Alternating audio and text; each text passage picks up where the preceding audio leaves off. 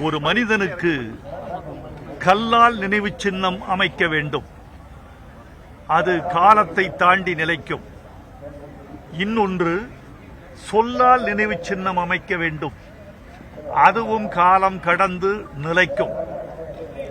தமிழ்நாட்டின் மாண்புமிகு முதலமைச்சர் தளபதி முத்துவேல் கருணாநிதி ஸ்டாலின் அவர்கள் கலைஞருக்கு கல்லால் நினைவு சின்னம் எழுப்பியிருக்கிறார். அந்த இடத்தில் நாம் நிற்கிறோம். கவிஞர்கள் நாங்கள் சொல்லால் நினைவு சின்னம் எழுப்பியிருக்கிறோம். அது இது.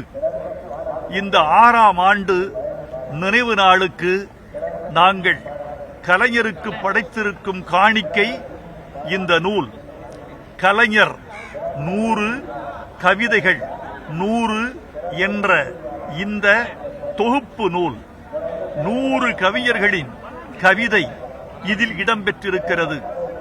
சரியாக 55 நிமிடங்களுக்கு முன்னால் மாண்புமிகு முதலமைச்சர் ஸ்டாலின் அவர்கள் இந்த நூலை அவரது முகாம் அலுவலகத்தில் வெளியிட்டார். திராவிடர் கழக தலைவர் ஐயா வீரமணி அவர்கள் இதன் முதல் நூலை பெற்றுக்கொண்டார். இந்த நூல்தான் கவிஞர்கள் நாங்கள் நன்றியோடு கலைஞருக்கு படைப்பது. இதில் 100 கவிதைகள் இடம்பெற்றிருக்கின்றன. இந்த 100 கவிதைகளும் வரலாற்று சிறப்புமிக்க கவிதைகள் என்பதை சொல்லிக் கொள்வதில் எனக்கு எந்த தயக்கமும் இல்லை. இதில் இடம்பெற்றிருக்கிற முதல் கவிதையை படைத்தவர் பாவேந்தர் பாரதிதாசன்.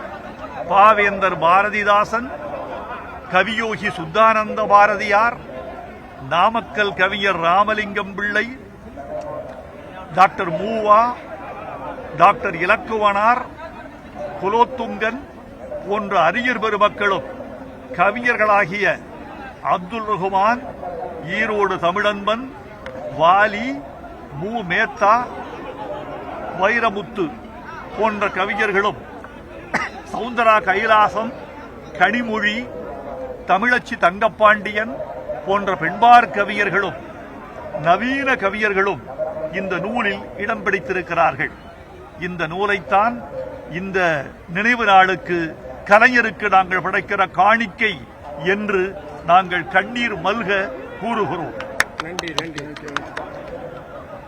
நண்பர்களே, ஒரு செய்தியை சொல்லி விடைபெறப் போகிறேன். கலைஞரிடம் ஒரு முறை சொன்னேன், உங்கள் காலத்துக்கு பிறகுதான் உங்கள் பெருமை நினைவு கூறப்படும். உங்கள் காலத்துக்கு பிறகுதான் உங்கள் புகழ் ஓங்கும். நான் அதை பார்க்கிறேன். இந்த நினைவிடத்துக்கு ஆண்டுக்கு ஆண்டு கூட்டம் பெருகி வருவதை பார்க்கிற போது கலைஞரின் பெருமை கூடிக்கொண்டே போகிறது என்று எனக்கு தெரிகிறது.